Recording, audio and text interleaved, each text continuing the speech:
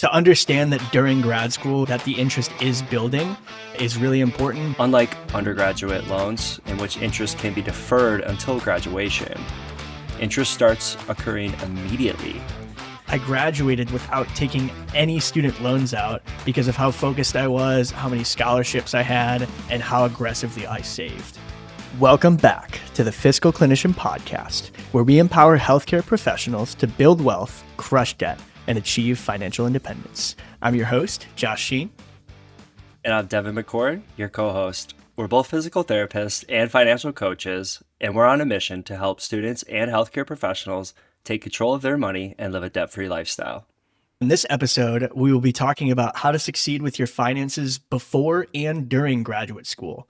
We're going to dive into navigating student loans, budgeting strategies, scholarships, and how to set yourself up for success after graduation. And don't worry, we're going to sprinkle a little budget hacks and real life tips in along the way. And we both thought it was important to separate these time frames because during graduate school, you might have little to no income, but after graduation, you'll start earning a real paycheck. And with that real paycheck comes bigger responsibilities and opportunities for financial growth. Before we jump in, if you're listening to this and thinking, I wish someone could just help me map this out of what this is going to look like, that's exactly what we do in our one-on-one coaching sessions. And so you can book a free 15-minute consult in the link in the description, or if you go to fiscalclinician.com, you could book from there. And so let's start with some recent news impacting the loan process for healthcare professionals.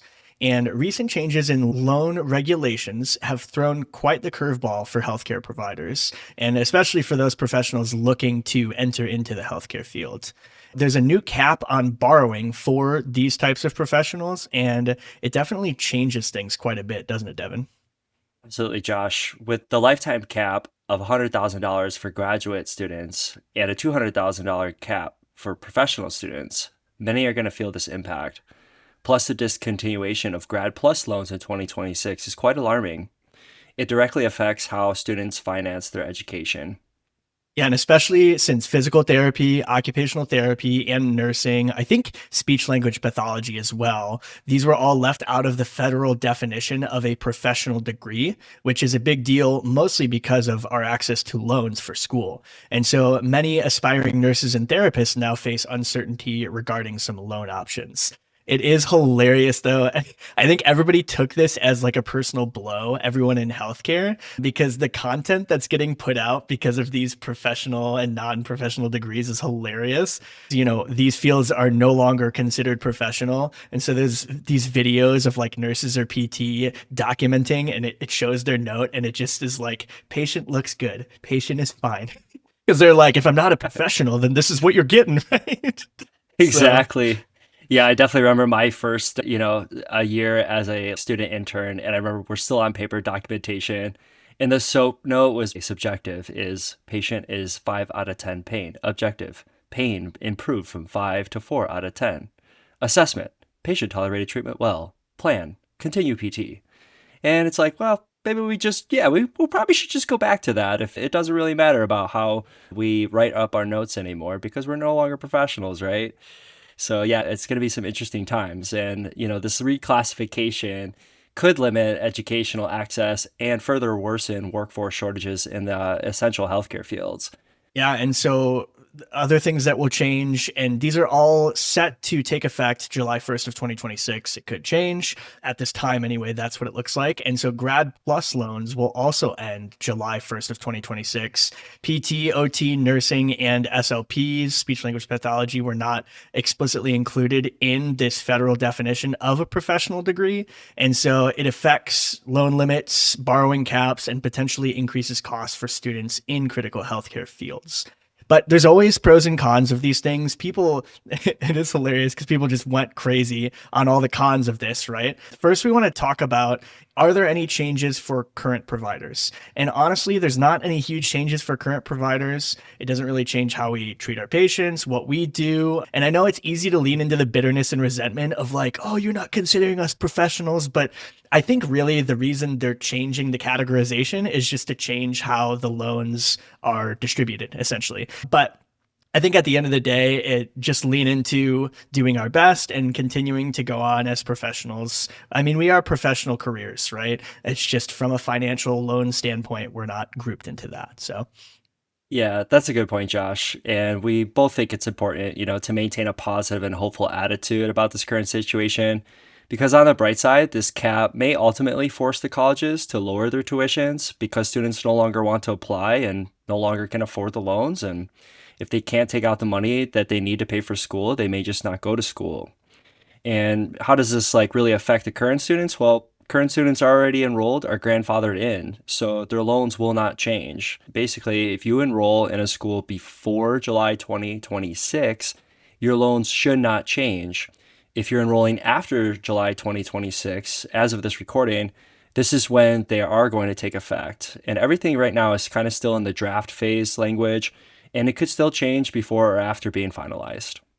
So make sure to double check all the details of what we're saying because things could change by the time that it actually gets finalized. But some possible pros, there's no longer going to be an unlimited amount of money to borrow. It kind of sucks right now because the graduate schools, they can kind of take advantage of the fact that there's no cap on being able to borrow. And so they can just charge ridiculous rates for PT school, OT school. If these schools want to survive and all of this truly takes effect, they're probably going to have to lower the cost of tuition in theory in order to make these schools survive. From this, there could be less student loans, less overall debt in general from these programs, and those could be some great positives. Obviously, some cons. There's going to be, if these changes occur, inability for students to afford schools. Hopefully not, but there could be like an exodus of people leaving the pursuit of healthcare because they just don't have enough money or can't take out enough loans to afford the programs. And in a world where we already have shortages of PTs, OTs, and nurses, it gets kind of rough. The other bad thing that could happen is people continue to go to school and they end up just taking out private loans in order to afford the school. And usually with private loans, you have a lot higher interest rates. So if you guys can stay away from private student loans, that's definitely the way to go and trying to stay federal. And we'll talk about some more strategies later. And before we dive into the nitty gritty of loans, scholarships, and budgeting, remember, if you want personalized guidance on your graduate school finances, Devon and I offer one-on-one consultations. And so you can schedule a free consult session with us in the description below or at fiscalclinician.com. And even a short session can give you some clarity and save you thousands of dollars in interest and stress down the line. So don't wait until after graduation. Let's start helping you plan right now. And moving on to our next segment, we're going to break down the main types of graduate loans and how they work. Yeah, and before we even start the loans, we want to give you kind of an order of operations because not all dollars are equal. The first couple of things we want you to look at are scholarships, grants, and free money because anything you can get in this area is going to take down the amount of loans you're going to have at the end. The second thing we want you to look at is employer tuition assistance or TA positions through the graduate program that you're going to. During my time as a graduate student, I applied. I unfortunately didn't get it, but I applied for a program that basically would have cut my tuition in half and then also would have given me a stipend for food and housing. And that would have majorly changed how I paid off my school. If you're taking out loans, you want to start with the federal direct unsubsidized loans. And then if you still don't have enough money to pay for school, that's when, for now, you go to the Grad PLUS loans if absolutely necessary. The last resort, and we really urge you to try to avoid this if possible, is taking out private student loans. Again, they're going to be a lot higher interest, so generally try to leave these alone if possible. And this order alone can save you tens of thousands of dollars over your career in your graduate school. And so, Devon, let's dive into some specifics on these loans. The first one is going to be federal or direct unsubsidized loans. So the big thing to note is that interest rates start when you take out the loan for graduate level loans, unlike undergraduate loans in which interest can be deferred until graduation. So for these loans, students can borrow up to $20,500 per year. Interest starts occurring immediately. There's no pause while you're in school. You can pay the interest while in school to avoid it being added to your loan balance.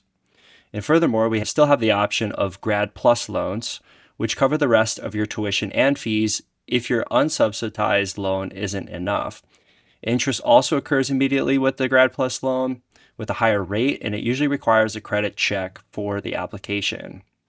And so the key difference from undergraduate versus graduate loans is graduate loans don't have subsidized options.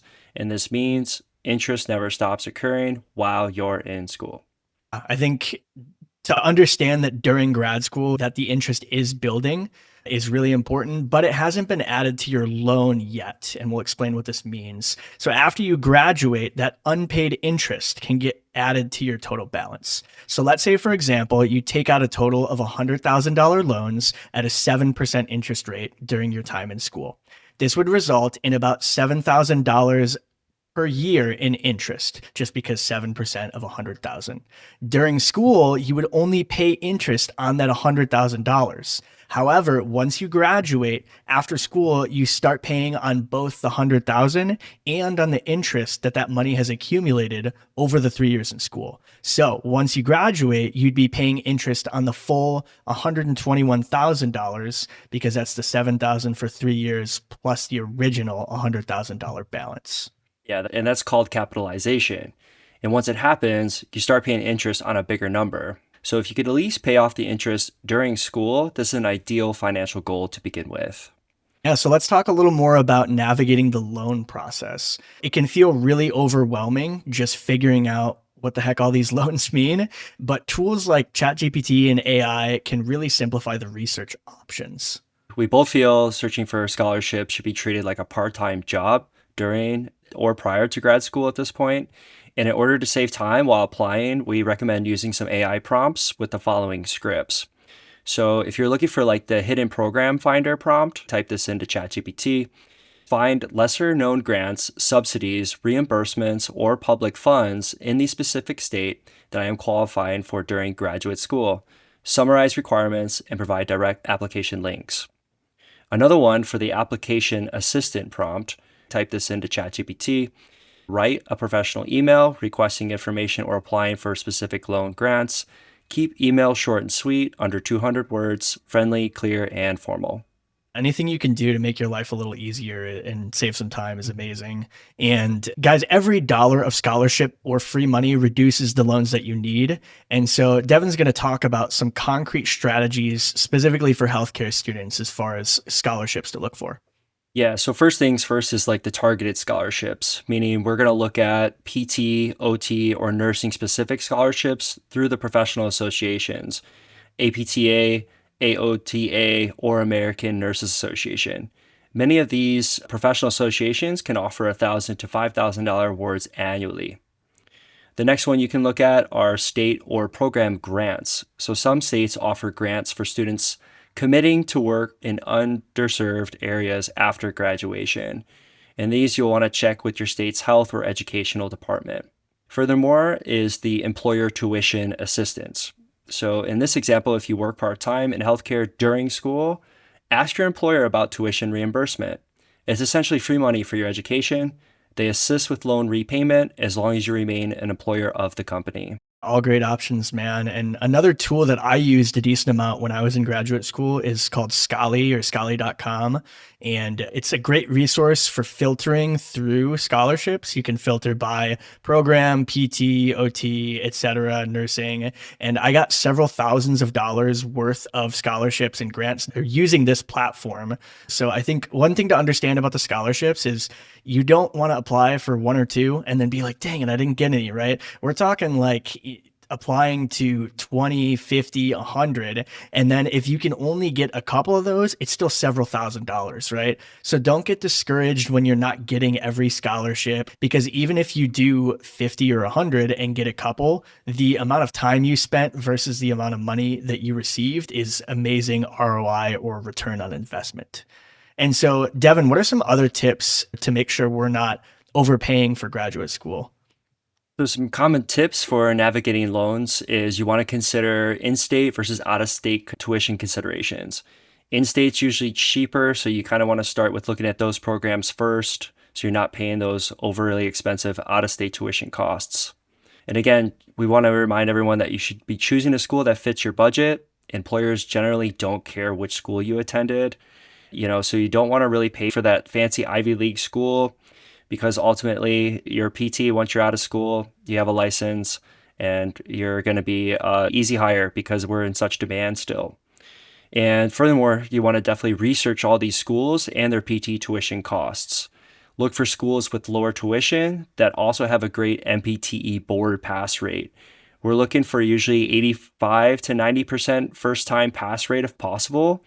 And also make sure that the school is accredited and not pending accreditation. Yeah. I wanted to focus and highlight on the lack of importance with what school you go to. Again, make sure the board pass rate is good. I can't remember exactly how much he paid for PT school. Mine was about 85 grand. And we were working alongside people in the same job who paid over $200,000 for their degree. So guys, please don't be that person. Like, we want you guys to succeed, but don't pay that much money to do it, because you're just going to be wrestling with debt for a long time. We also just want to give you a simple rule of thumb. So as a general guideline, we want you guys to try to avoid graduating with more student loan debt than your expected first year salary. So for example, if you expect to make around $60,000 per month after taxes, and this is around the national average for a starting PT as a new grad, then borrowing $120,000 should be a major red flag, regardless of how prestigious sounding the program is, right? Because you're borrowing double what you're going to be making. Now, I realize the average school cost for PT school is around 100 to 130,000. That's the national average right now. And this is why those scholarships and those TA positions are so incredibly important, because they can cut thousands of dollars off your tuition so you can get much closer to your starting salary amount. So let's use an example. Let's say the PT school you went to was $110,000. You grind and you're able to get about $10,000 in scholarships and grants, and you continue to work throughout those 3 years, and you're able to cash flow around $15,000 worth of PT school. Now your loans are at $85,000 instead of $110,000, and this is much closer to what your starting PT salary is going to be. This might seem lofty, but again, my school was about 85 grand. I was able to work really hard before and during school. I graduated without taking any student loans out because of how focused I was, how many scholarships I had, and how aggressively I saved. Yeah, I probably had $30,000 to my name prior to going into PT school. And I basically paid my first trimester, which was $15,000 right off the bat. And I did that basically to create pressure to succeed and make sure that I do get through school, because otherwise that first trimester, if I flunk out, that's $15,000 down the drain, right? So that really provided me with some clarity on financial priorities and maintaining the budget mindset while being in school. Yeah, that's a good point we didn't talk about before. Then you have the subset of people that start school and then don't finish. And it's not a super high percentage. But again, if you're doing the most you can to prevent taking out the most loans possible, if for some reason you didn't make it, then at least you're cutting your losses very minimally, as opposed to taking out these huge loans and wrestling with it for a long time because you didn't get through. I mean, that's such a heavy burden to carry, you know? And so don't wait until you're making more money. Start now, okay? Let's talk about some budget saving strategies you guys could use during graduate school. So Devon, what do we got?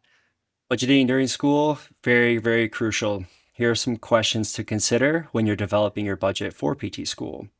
So one of the first questions is, how will you save on living arrangements? So this can be like living with roommates, or maybe you plan to commute from your home, from your parents' residence. Also living close to campus as a means to save time, gas, and food, and etc. And another question to ask yourself is, what tools will you use to track rent and expenses? Josh and I both like the EveryDollar app because it's free. So you can develop your own budget in Excel, which is also free, or you can use Monarch app that is a paid app as well. Another question to ask yourself is, are you going to cook meals from home or use a meal plan? And this is where we always feel that cooking can save you hundreds of dollars during school. And that ultimately can help you pay down your interest during school, right? And the last question to consider is definitely consider part-time work or TA positions to offset tuition costs. TA position that you basically apply for can help pay for much of the school costs, and you're also learning and teaching, so you're constantly kind of studying at the same time, which I think is really cool. But if that doesn't work out, maybe those are very competitive for you, consider taking some on-demand jobs like Uber and Uber Eats, DoorDash. So you're basically still in control of your study time, and you can separate your study time with making a little bit of money on the side. I love that idea. Among my many side hustles during PT school, DoorDash was one of them, and I caddied as well. Like Devon said, tracking your expenses is hugely important. You need to find some kind of system, even if it's free. I currently use the Monarch app. That's about $100 a year. I love it, but if you're not wanting to spend right now, that makes sense. There's lots of free options. And food, housing, and transportation choices all play a huge role in how much you're going to be spending towards school. That's one of the reasons I was able to cash flow school a lot more easily, is because I either lived with a family friend near the school or I commuted from home, because during COVID times, everything got kind of wild. And so again, just consider these often overlooked expenses that we talked about, and also consider having an emergency fund. Even just $500 to $1,000, having that saved can prevent a high interest debt when unexpected costs pop up. And it's really not about if the costs will pop up, but when. Yeah, exactly. And just to be clear, this emergency fund is for things like car repairs, medical expenses, or unexpected school costs. Usually recommend keeping this in a simple high yield savings account or a separate savings account, just so it's accessible but not tempting to spend on whatever you want. And so if you're trying to figure out an emergency fund or exactly what that is, check out our in-depth dive of emergency funds in our episode 4 podcast for more details. Now, a couple other things to consider is health insurance. Check if your school provides coverage or if you need your own plan. If you're 27 or older, then that might be something you need to consider. If you're younger, that might not be an issue. And then the other thing is licensing and board exams. These do cost money. I think we got one or two free practice exams with our tuition costs through my school, but then I ended up purchasing more practice exams. And then, study materials, and then the actual board exam is, I don't know, I think it was like $500 or $600 when we took it. And so plan for these expenses, because they are coming and they will come. To wrap things up today, biggest takeaway is graduate school finances don't have to be overwhelming if you're intentional. I feel like so much of money is just being intentional instead of letting life happen to you. And the decisions that you make before and during school matter far more than trying to fix things and repair things later. And you don't need perfect conditions or a massive income. You need a plan. That means choosing an affordable program, minimizing how much you borrow, paying interest when you can, and being disciplined with your lifestyle while you're in school. And every dollar you guys save or avoid borrowing now gives you more freedom after graduation. And so whether it's scholarships, working part-time, budgeting intentionally, or just being aware of how interest works, these small decisions compound in a really huge way. And remember, this isn't about being perfect, it's about being proactive.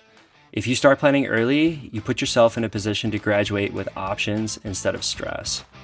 Yeah, in the next episode, we're going to shift gears and talk about what happens after graduation. How do we approach student loan repayment, avoid lifestyle inflation, and build a clear financial game plan as a new healthcare professional starting out in your career? So if today's episode was helpful to you or resonates with you, please share it with a classmate or friend in grad school. And if you want help creating a personalized plan, you could book a one-on-one session with Josh and I using the link in the description. Yeah, well, thanks for tuning in, guys, and we look forward to seeing you in the next episode of the Fiscal Clinician Podcast.